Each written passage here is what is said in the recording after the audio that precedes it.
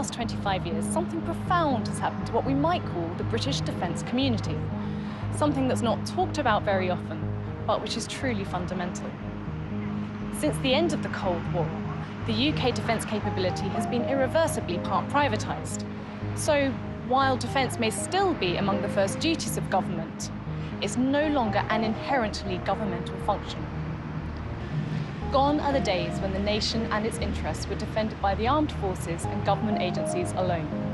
Instead, today's UK defence enterprise is complicated, multifaceted, and heavily dependent on commercial companies and commercial practices. So, if we're to manage our defence effectively, the way we think about it must also change to take account of this reality. The United Kingdom is one of the very few countries able to deploy armed forces for a variety of unexpected missions around the world, and to sustain those forces for a protracted period. The 2015 Strategic Defence and Security Review made clear the government's ambition to maintain that capability, which requires continuous effort in both government and the private sector. Indeed, by government choice, the activities of the private sector have been growing, and this short film explores the key issues involved. BAE Systems is an integral part of the UK's national defence enterprise. So in addition to designing, developing and building new defence systems, we also support those systems which are currently in service. And all of that is done in partnership with the Ministry of Defence and the armed forces. Yeah, the boundary between government and industry in defence has changed significantly over the years, particularly in the area of support. You ask why certain skills are now developed in the private sector rather than government, and that has a great deal to do with the change in boundary between government and industry.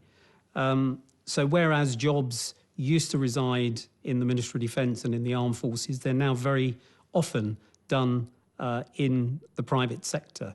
What that means is that we have to develop those skills from the outset in the private sector through apprenticeships, through graduate training, and through developing our own people into the jobs that we require of them in the later stages of their career.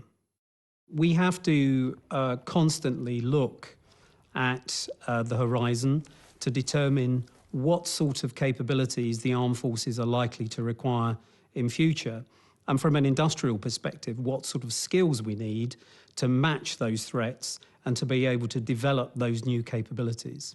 You ask what would happen if industry were no longer there to support the armed forces.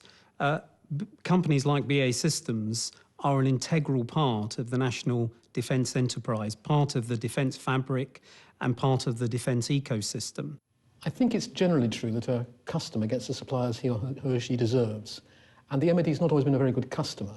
It hasn't actually specified the products well, it's changed its mind, it's been quite bureaucratic, and of course it's been subject to political change too.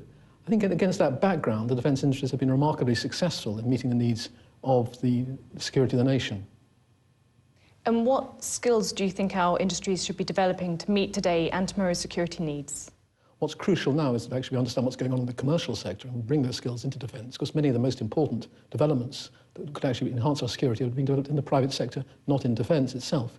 And also, we must work out what skills we need to protect our operational advantage and freedom of action, our own national sovereignty issues. We're not doing that at present. We have to be very clear with industry. These are the skills we need. We'll help you sustain them. It's a real challenge to reconcile the need to maintain skills in UK defence industries with the need to maintain competition and value for money for the taxpayer. It's a difficult balancing act for the government to strike, and it will always make a different judgment in each case as to how best to do that. But it's crucial that actually the government performs that balancing act well. There's a growing consensus, I think, in the present what's needed for the sustainment of the defence industries. I think we're seeing a more stability emerging, a clearer and better focused DNS, which is defence equipment and support, which actually provides a better customer for the defence industries. And I'm hopeful we'll get a better position, but it's been difficult. With the declining volumes and the enhanced threats, government's got to strike a difficult balance in what it can afford and what it needs. Well, and interestingly, NATO is quite a broad range of nations, and nations that have invested wildly different amounts in their military capability. So if you look at the West, and if you look at the US in particular, they have a tremendous amount of R&D that they can spend on modernisation of their armed forces. The Department of Defence is specifically asking defence companies to go to Silicon Valley and to try to speed up the way that it can generate new capabilities to be able to take advantage of Moore's law, where you get a revolution in computing power every 18 months. And at the moment, when you consider that a plane or a ship will take 20 years to generate, even in the civil sector, then it's completely out of kilter with the speed of developments in other sectors. The commerce, economic and social development side of defence planning is really important when you consider the particular overall strategy, the purpose and the legacy you want to find within a particular intervention, as well as the intended and unintended consequences. Defence is changing massively at the moment. I just wondered why you think that might be. Well, when I served in the Air Force back in the early 90s, pretty much everybody on operations was in uniform. Very seldom did you see anybody in overalls with a company logo. Now that's totally different. If you look at British operations in Iraq and Afghanistan, almost half of the force component were drawn from the industrial base. So the phrase I quite often use is that the defence effort has been part privatised, and we've never really got to grips with why that occurred. And the search for value for money post the Cold War was quite interesting. Forces shrunk, yet the defence effort still needed to go on. So the industrial base was used more and more beyond its traditional role of just designing and delivering equipment. And I don't think anybody could quite foresee the change in necessity to combat terrorism that we identified going forward from 2001. So suddenly there was a refocusing on international defence and security post-2001, but with much smaller militaries. So suddenly there was this huge space for a new partnership between military folk and industrial folk to come together and, if you like, reconceptualise what we mean by defence. So you said about it being a partnership and relationships are important, but actually it doesn't feel like it's a particularly natural fit or a comfortable relationship. Can people in overalls do the same job that those in uniform can? Well, quite often the jobs are relatively straightforward and familiar, similar to jobs in the civil sector. Troops need, they need laundry facilities, they need drinking water, they need to be cooked for, and when that's in a large base, that's often done relatively comfortably by civilian contractors. I think it makes perfect sense to try and reduce your non-essential, operationally essential headcount. But what I find difficult is that because of the way in which the MOD and UK government contracts, it goes away from being this agile process of ensuring we have the most appropriate manpower capabilities, and more towards the sense of it being a cost-saving 0 hours contract arrangement. Is it a failure of implementation? The cultural instinct of people in uniform is to think that the serviceman or servicewoman is the best person for the job. Mm. And sometimes that's right, of course, it must be right. But I think now with a high-tech force, quite often the skills and competencies that you need to maintain that level of technological fit quite naturally resides in the commercial sector. The notion of having a high-tech defence effort and a sustainable defence effort now sit together, and an awful lot of those competencies and those quite complicated skills are no longer just in the military. They occupy a whole range of different spaces. When you bring in equipment and the support of equipment on operations, there is an interesting challenge because in many ways suppliers of equipment have been asked to do more than provide spare parts. When you contract, as we say, for availability, then the question is how does that equipment get supported when it's deployed on an operation? And it usually involves at least some measure of contractor deployed support. But not just equipment then, now asking those contractors to send, but people as well. So we know about the services, but we've talked a lot recently about sponsored reserves. Yeah. And I just do not get the sense at the moment that maybe the MOD's ambition for the number of people who would like to be putting those in overalls into uniform when required is matched within the private sector. In the UK, the incoming coalition government made a very conscious decision to shrink the number of people in uniform. And as part of that discussion, there was a commitment to grow the reserves.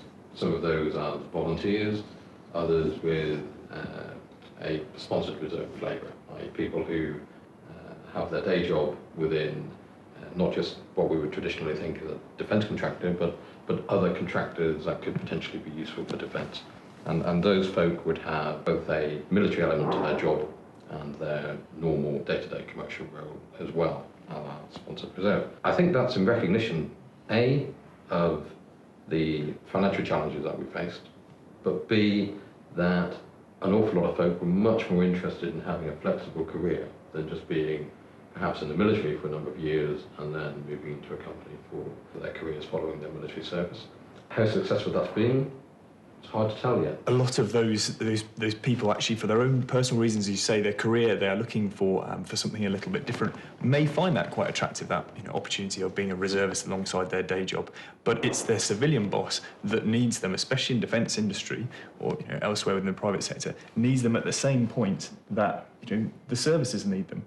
That's a short notice, especially as we move towards contingency, a short notice operation to bolster numbers of deploying troops.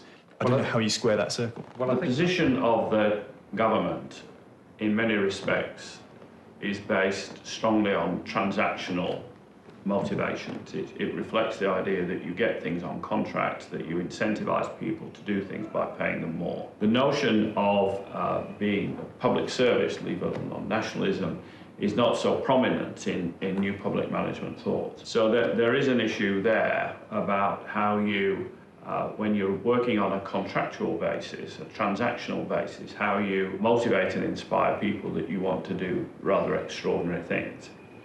And that's something I think that when you look at the concept of the reserve or the sponsored reserve, you're looking for people that have a little mixture of both. But then to develop that situation one further into away from people and into equipment and sovereignty, obviously is the big word we're going to hit on. How do you ensure the integrity of your equipment through design to fielding to servicing if you've got multinational companies? Well, I think the first thing that probably members of the public probably need to realise is that defence equipment has a much larger and more expensive need for support than the conventional things that we buy in domestic life. Our cars get serviced every 12,000 miles. Our tanks need fairly constant attention, let alone our combat aircraft. So that there is a huge need for support for this equipment in the form of spare parts and technical expertise and so on. And if that's not there, then you really can't use the equipment for very long. So there is a requirement, if you think about a sustained operation, to have sustained access to the people that understand and can look after that equipment. Now, if the company involved is not on your territory, or certainly if it's not trusted, that can be really problematic. We cannot use equipment for very long unless we have support from the private sector as to how to look after it and the provision of spares. And certainly the foreign companies, foreign-owned companies that are operating in the UK are treated as British companies, and the vast majority of their employees are British. So it's not as if we have a large number of foreign personnel working in these companies who might be called on to support a British operation.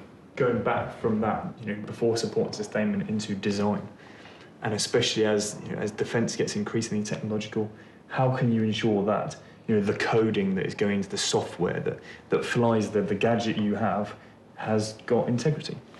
It's a complicated problem for sure, but just to put a little bit of historical context on this. After the Second World War, the overwhelming majority of science and technology for defence and security was sponsored by, paid for and undertaken within government. that has changed dramatically. And recent figures are showing that government sponsorship now of science and technology research is about 2.5–3% of the total level of research and development undertaken for defence and security. So given that, I think the question is, how do you source and secure a mission-critical piece of technology that continues to give you an advantage over your potential opponent, when from the global market, your opponent, if she already can afford it, has access to that same sort of technology? So Trevor, at the moment, the term smart customer seems really important. So can you kind of explain what that means? Well, a smart customer understands what they're buying. They understand how it works. They understand that it's safe. And it goes right to the heart of this emerging partnership between what is governmental and what is industry. If the expertise resides within one or two trusted businesses on shore, then maybe those businesses help the government, help the Ministry of Defence become the smart customer. We're talking a lot about sort of the benefits of having contractors and using the private sector and industry and involving them, but I don't hear a lot about where the limits are, and I think that although the government does come out with the focus of using sponsored reserves and so on, they don't talk about where those limits are, and I find that quite worrying. It's a very interesting question, and it points to the tension we have in the way we've developed our defence system at the moment. So there's this wonderful tension between the need for long-term planning at an enterprise level, whole government level, national level, whatever phrase you like, and this direction of travel whereby we compete and we turn relationships into things that we can measure through the market. And that tension rests right through defence at the moment. And how we deal with it is probably going to define what we mean by military, what we mean by defence. Defence, like many other areas of life, has been affected by two big streams of thought. One is what in the commercial world is core competence thinking, that organisations should focus on what they're really good at and get other people to do the things that they're not so good at. And the other is new public management. New public management, really a strand of thought there, emphasises that the private sector in general tends to be better at the delivery of goods and services than does the public sector. So the question then, when you apply that to defence, is, what actually is the public sector good at? Nowadays, we talk about utility, efficiency, productivity, all these sort of management speak terms, and to go one further than just the necessity to provide value, we're also now expected to provide prosperity. And I know there's a big push down this prosperity agenda at the moment, and I wonder where you think that might take us. I think in a democratic state, and it applies to any democratic state in the world, that people beyond the defence sector are interested in how the defence budget is spent. And if you're going to spend, as we do, about 18 billion a year with the private sector, as far as the MOD is concerned, then people are going to ask whether that 18 billion can be used to promote parts of the economy. This is absolutely true in the United States, it's absolutely true here, and it's absolutely true, I think, in most countries which have a significant defence budget. And if you think about the economic consequences of defence as being boosting tax revenue, boosting the government's income, then of course that makes more money available, can make more money available for the defence sector. So the defence really needs a growing economy in order to have enough resources. And so I think it's not all negative. There can be an element of a virtuous circle there, that the economy benefits and so does defence. I think it's quite important to think through the relationship between military capability and the commercial sector, or really what we mean is the defence industrial base. Essentially, it embraces very large companies right the way down to SMEs, small and medium-sized enterprises, all part of the industrial ecosystem. When we go to war, we don't get to choose the circumstances in which we do it. If I take 2003 as what is actually the last example of a very large, fully joined up shooting high manoeuvre war, where I had 45,000 people under my command. We did not have everything we needed by way of equipment, weapons, or stocks already on the shelf. Far from it. And in order to get across the start line, I used 192 urgent operational requirements. This would range from things like weapons that were already in the equipment program but were not yet fully developed and delivered. It could be a type of communications that, although we'd considered might one day be required, wasn't actually programmed in. So you have to go and find how we can achieve that same capability in a different way. And then thirdly, just increasing stocks, quite prosaic items like clothing and things like that. Now, if you're doing that quickly, you need a responsive industrial base. If it's in your own country, I suggest it's more responsive than otherwise. Equally, in being able to reach out and touch the industrial base such that you can spiral develop, if you like, or sort out snags that occur with a new piece of equipment. That makes the whole business of going to war much more effective. The days when we had government research labs, the days when governments invested huge, significant amounts of money in research have gone. Much of the research in the defence sector in particular is now done in industry, by industry, with a view to developing capabilities or whatever that they can sell on the export market as well as to the domestic customer.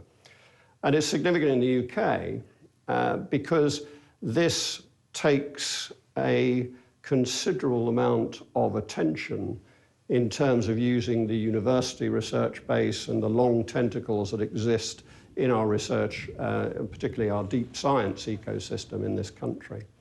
And being able to understand as a commander what's the next thing around the corner that's going to be possible to make my life easier, whatever it is, a sensor, some communications, a new way of doing things, is really very important.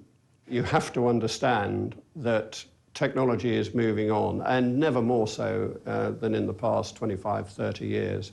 So you have to regard it as a tool of your trade in just the same way as a builder knows what's coming around the corner in terms of new materials, etc. And there is, in this country, an unusually active dialogue between military and industry, encouraged by all parties, and none more so than encouraged by the sort of think tanks we have. And so it's to our mutual benefit to understand what's going on each side. So John, we've heard so much about defence today and how industry plugs into that. What are the most important points you've picked up? I think from today we have perhaps three key strategic themes. First of these would be technology. The notion of technological advantage for the military in our operations is huge, and a lot of those technologies are owned and are being developed in the private sector, not government.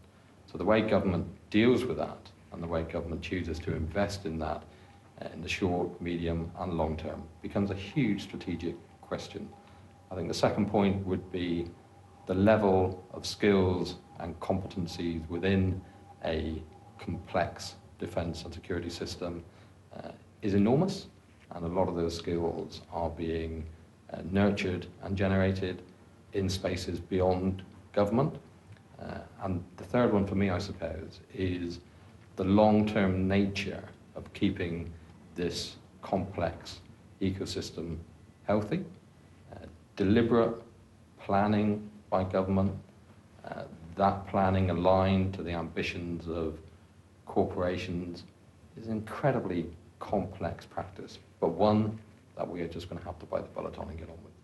And from everything we've heard, is there a long-term plan, or is there more to be done?